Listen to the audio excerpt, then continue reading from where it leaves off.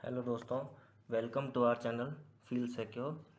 आज हम दोस्तों जो आरबीएस ने जो पोस्टर निकाली हैं ईओ और आरओ की, उन पोस्ट को लेकर जो हमें कौन सी बुक्स पढ़नी चाहिए, है ना, इंपॉर्टेंट बुक्स कौन कौन सी है, उन बुक्स का जो है रिव्यू करेंगे। देखिए, जैसे ये पेनोरमा की है जो मैंने बाई करी, और 90% स्टूडेंट यही बाई करते हैं राजस्थान भूगोल के लिए, अर्थव्यवस्था के लिए और राज्य व्यवस्था के लिए। ये वॉल्यूम 1 है, ठीक है। और अभी आपको और दिखाता हूँ, जैसे पार्ट बी के लिए जो नगर पालिका एक्ट है, जो 40 नंबर का जो पेपर है, उसके लिए जो नगर पालिका एक्ट के लिए जो बाफना पब्लिकेशन हाउस की बुक है ये, ठीक है। और अगर राजस्थान इतिहास और कला संस्कृति की बात करते हैं तो उसके लिए जो जो पेनोरमा का वॉल्यूम 2, ठीक है, जो एच डी सिंह और चेतरा राव की बुक है।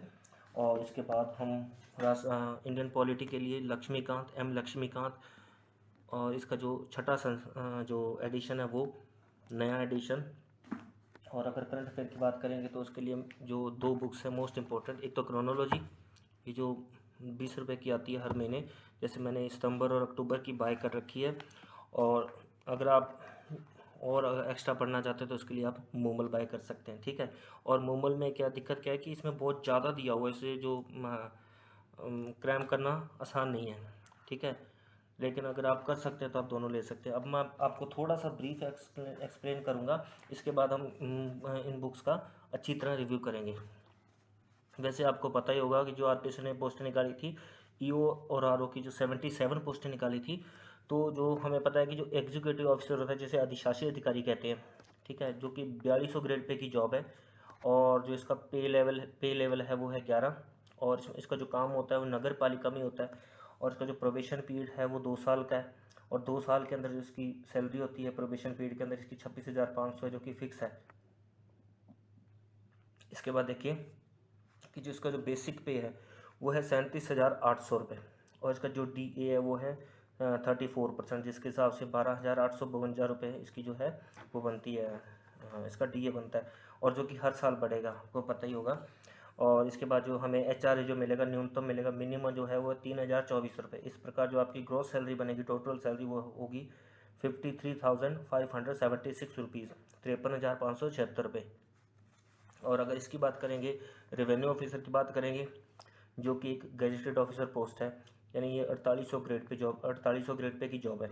और इसका जो पे लेवल है वो है 12। और इसका जो काम होता है वो नगर परिषद में और नगर निगम में होता है, ठीक है। और इसका जो प्रोबेशन पीरियड है वो भी फिक्स है, 2 साल के लिए प्रोबेशन पीरियड है। और इसकी जो सैलरी बनती है प्रोबेशन पीरियड के ड्यूरिंग, वो बनती है 31,500 रुपये। और इसका जो बेसिक पे है वो है 44,300 रुपये। और डीए इसको मिलेगा 34% स्टार्टिंग में, और 15,062 रुपये इसके हिसाब से जो बनेंगे वो बनेंगे डीए के हिसाब से। और अगर एचआरए की बात करेंगे तो 3,544 रुपये बनेंगे। और जब ग्रोस सैलरी टोटल बात करेंगे तो बनेगी 62,906, 62,906 रुपये। अब देखिए बस आपके 2 मिनट ही लूँगा मैं, लेकिन ये देखिए, ये जो एग्जीक्यूटिव ऑफिसर होता है, ये जो आप अभी एग्ज़ाम दोगे, है ना, जो मई के दूसरे हफ्ते में जो एग्ज़ाम है वो आप दोगे, तो एग्ज़ाम में सिलेक्शन के बाद जो आप बनोगे वो ग्रेड 4 बनोगे। ये ग्रेड 4 कोई चपरासी नहीं है, लेकिन अच्छी पोस्ट है। ये कार्यपालिका प्रमुख होता है एग्जीक्यूटिव ऑफिसर, आपको पता ही होगा। और इसके प्रोबेशन पीरियड के बाद आप ग्रेड 3 बनोगे। और सॉरी, जिसका जो आप प्रमोशन के बाद आप ग्रेड 3 बनोगे। इसके बाद फिर अगेन जब आपका प्रमोशन होगा तो ग्रेड 2 बनोगे, या सेक्रेटरी या म्यूनसिपल काउंसिल। जो लास्ट इसमें जो होता है, जो प्रमोशन होता है वो होता है कमिश्नर के तौर पे। और जो इसका जब रेवेन्यू ऑफिसर की बात करेंगे तो वो जो होता है वो ग्रेड 2 होता है। एग्ज़ाम के तुरंत बाद अगर आपका सिलेक्शन होता है तो आप ग्रेड 2 बनोगे। उसके बाद ग्रेड 1 में प्रमोशन होगा, और उसके बाद ये म्यूनसिपल काउंसिल बनेगा, ठीक है। ये दोनों रास्ते जो हैं, ये और ये आपको कमिश्नर तक लेके जाएंगे। लेकिन जो ईओ है, इसमें जो प्रमोशन लेवल है, प्रमोशन जो इसमें बहुत अच्छा है, तो ठीक है। अब आप देखिए, जो हमें पता है कि जो गांव में जो राजनीतिक प्रमुख होते हैं वो सरपंच होते हैं, है ना। और जब अगर प्रशासनिक प्रमुख की बात करते हैं तो वो वीडीओ होते हैं, विलेज डेवलपमेंट ऑफिसर। और अगर नगर पालिका की बात करते हैं, नगर पालिका में जो राजनीतिक प्रमुख होता है वो चेयरमैन होता है।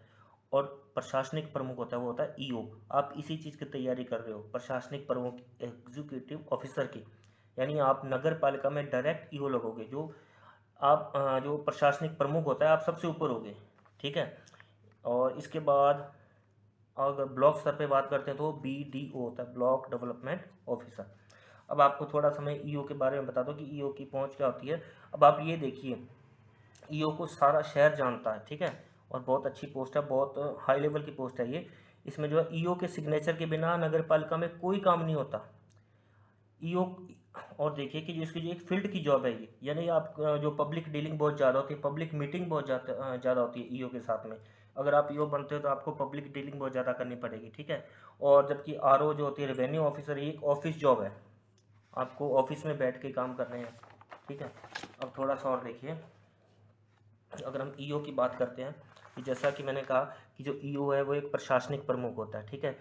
और इसके जो प्रॉन्स हैं, है ना, जो इसके फ़ायदे हैं, तो वो क्या है कि आपको सीखने का बहुत मौका मिलता है। आप राजस्थान में कहीं भी जॉब करते हैं, ठीक है, आपको कोई ऐसी जॉब नहीं, एक जूनियर अकाउंटेंट की जॉब ऐसी है कि जहाँ आपको सीखने का बहुत ज़्यादा मौका मिलेगा। दूसरी जॉब ये है एक ईओ की, जो इसमें आपके हाथ में पावर बहुत होती है, ठीक है, और इसमें सीखने का बहुत ज़्यादा मौका मिलता है। हर फील्ड में, कोई भी फील्ड हो, कोई भी डिपार्टमेंट हो, आपको सीखने का मौका मिलेगा।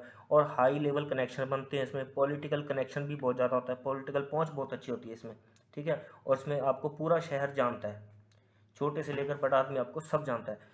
और इसके जो आपको मैंने प्रॉन्स की बात की है, जैसे समाज में जो सोशल रिस्पेक्ट है, जो इज्जत है, वो तो मिलती मिलती है। इसके साथ में आपको एक गाड़ी मिलेगी, एक घर मिलेगा, ठीक है।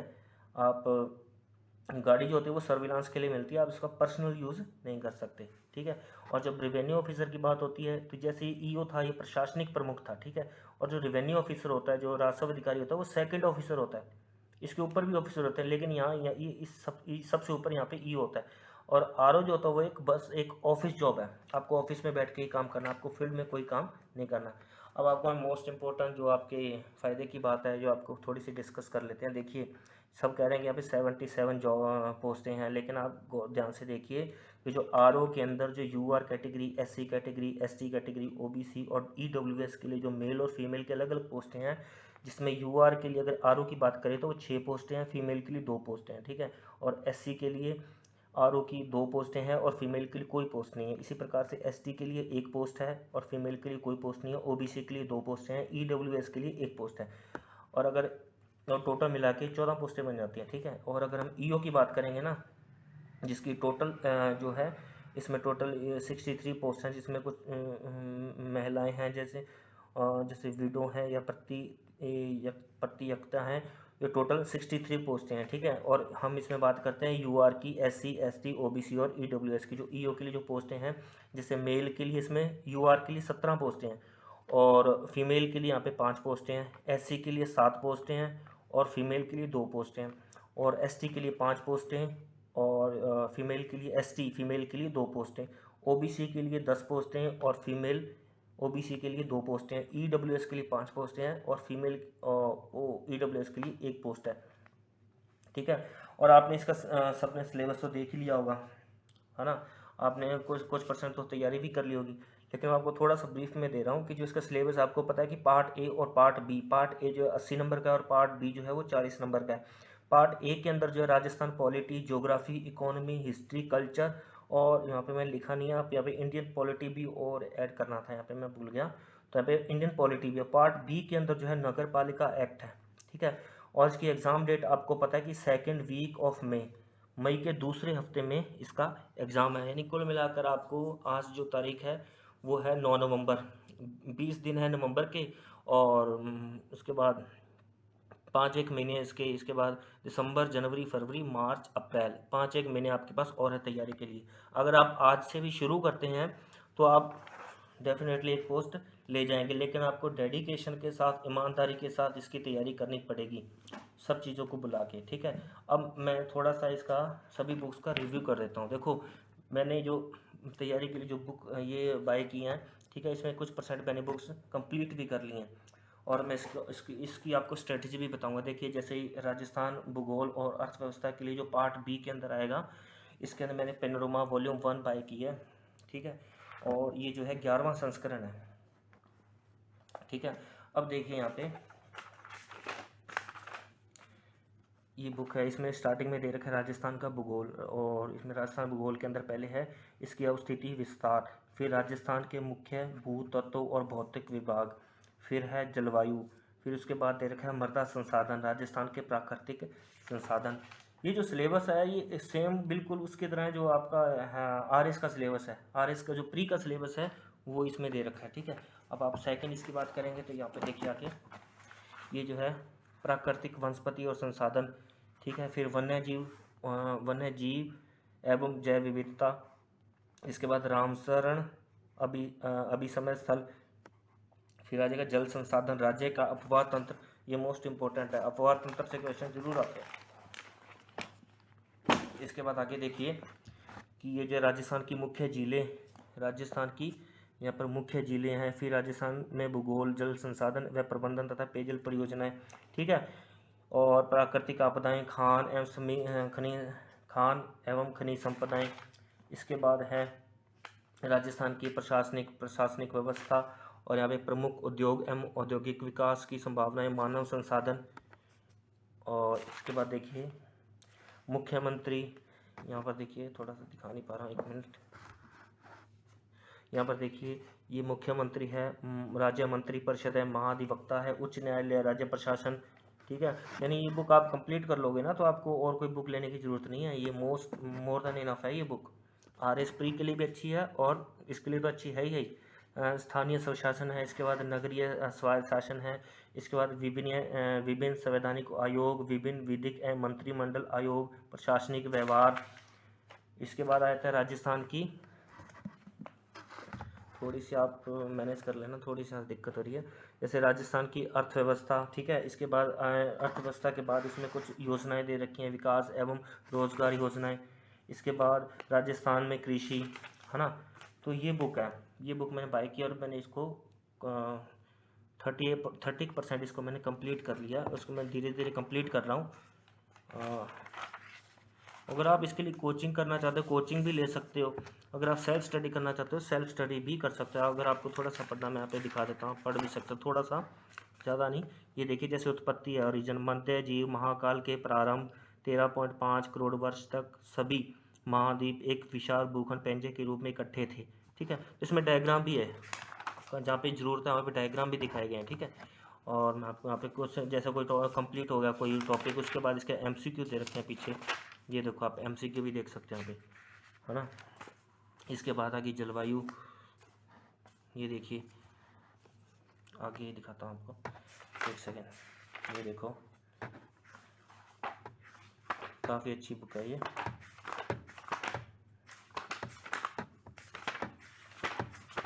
इसको है तो काफ़ी मोटी, लेकिन उसको जो है याद रखना बड़ा मुश्किल है, लेकिन आप इसको मगर मेरी सलाह मानेंगे ना तो इसको थोड़ा थोड़ा करके अगर आप याद करेंगे और बार बार इसको रिवाइज करेंगे, जितना याद कर लिया उसको अगले दिन रिवाइज कर लिया, फिर अगले दिन नवा पढ़ लिया, तो आपका क्या हो जाएगा, ये आराम से आप कंप्लीट कर लोगे, आप भूलोगे भी नहीं, ठीक है। इतनी मोटी बुक है, देखो ये देखो, ये देखो पूरी, ठीक है। पीछे से देख लो ये बुक, ये ठीक है। अब हम करेंगे दूसरी बुक, आपको फटाफट दिखा देता हूँ, ज़्यादा टाइम आपका ख़राब नहीं करूँगा। ये जो है जैसे राजस्थान की जो है राजस्थान कला संस्कृति की बुक है, पेनोरमा वॉल्यूम 2, इसमें क्या क्या मेन मैं आपको दिखा देता हूँ फटाफट। और ये जो है 5वां एडिशन है, यहाँ पे जो पंचम संस्करण है, इसकी जो इंडेक्स दिखाता हूँ आपको। इसमें देखो जैसे राजस्थान के इतिहास के स्रोत, फिर इसके बाद पाषाण काल से राजपूतों की उत्पत्ति तक का इतिहास, फिर गुज्जर प्रतिहार वंश, फिर गोहिलों का वंश, इसके बाद ये रखा है चौहान राजवंश, ठीक है, राठौड़ राजवंश, कछवाहा राजवंश। ये जो मैंने टिक लगा रखे ना, ये मतलब ये जो सिलेबस के अंदर मेंशन है वही टॉपिक है, लेकिन मैं कोशिश करूँगा इसको सारी करूँ, वो तो करूँगा जो जो सिलेबस के अंदर है इसको सारी करने की कोशिश करूँगा। जैसे राजस्थान के अन्य राजवंश हैं, फिर मध्यकालीन राजस्थान की प्रशासनिक अर्थव्यवस्था, ठीक है, और फिर राजस्थान समाज की संस्कृति, इसके बाद राजस्थानी भाषा, फिर मध्यकालीन धर्म और संप्रदाय, फिर राजस्थान के लोक देवता एवं लोक देवियाँ, ठीक है। और उसके बाद देखो कि राजस्थान की शास्त्रीय संगीत कला, राजस्थानी लोकगीत, लोकवाद्य, राजस्थान के लोक नृत्य, राजस्थान के लोक नाट्य, राजस्थान की चित्रकला, इसके बाद राजस्थान के हस्तशिल्प जातियाँ, राजस्थान के वस्त्राभूषण, ठीक है। और इसके बाद आएगा राजस्थान राज्य का इतिहास, ये देखो आधुनिक राजस्थान का इतिहास, आधुनिक राजस्थान का कैसे वहाँ पे इसका एकीकरण हुआ था। इसके बाद राजस्थान में किसान आंदोलन, आधुनिक शिक्षा, ठीक है, प्रजामंडल आंदोलन समता, ये जो क्लियर मेंशन है, आप सिलेबस देखोगे ना तो ये पूरा इसमें क्लियर मेंशन लिखा हुआ भी ये आपको जरूर पढ़ने टॉपिक। समाचार पत्रों का विकास और भूमिका, इसके बाद देशी राज्यों का भारतीय संघ में विलय। ठीक है, तो देखिए जैसे पार्ट 1 दे रखा है, राजस्थान के इतिहास के स्रोत, पाषाण काल से राजपूतों की उत्पत्ति। आगे देखो इसके आप फ़ॉन्ट देख लो कैसे, इसमें क्या थोड़ा ना पास पास में लिखा, इसके फ़ॉन्ट बहुत छोटे, इस बुक में एक ही कमी है कि इसके फ़ॉन्ट बहुत छोटे हैं, आंखों पे ना पढ़ते वक्त जोर बहुत पड़ता है। ठीक है, बहुत ज़्यादा छोटे फ़ॉन्ट है इसको थोड़े फ़ॉन्ट अच्छे रखने चाहिए थे। ये देखो, लेकिन एक ये भी दिक्कत है ना, अगर फ़ॉन्ट ज़्यादा कर देते तो ये बुक का साइज़ और ज़्यादा होता।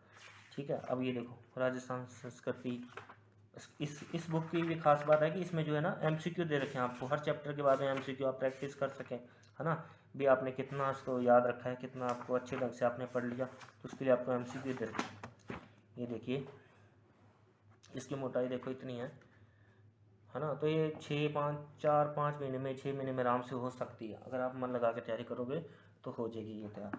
अब देखिए हम इंडियन पॉलिटी दिखाता हूँ मैं आपको। वैसे मेरे पास इसका पुराना एडिशन था, लेकिन अभी नया एडिशन खरीद के लाया इसका, काफ़ी टाइम हो गया इसको। देखिए छठा एडिशन है, भारत की राज्य व्यवस्था, एम लक्ष्मीकांत, है ना, ये तो आपने देखा ही होगा सब, काफ़ी मशहूर बुक है। यूपीएससी वाले ये इससे तैयारी करते हैं पॉलिटी के लिए।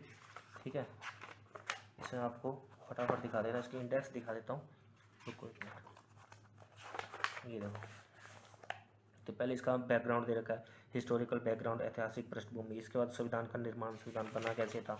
इसके बाद कुछ विशेषताएं संविधान की, फिर संविधान की प्रस्तावना, फिर संविधान की विशेषताएं, प्रस्तावना, संघ क्षेत्र, नागरिकता, मूल अधिकार, राज्य के नीति निर्देशक तत्व, मूल कर्तव्य, है ना, फिर संविधान का संशोधन।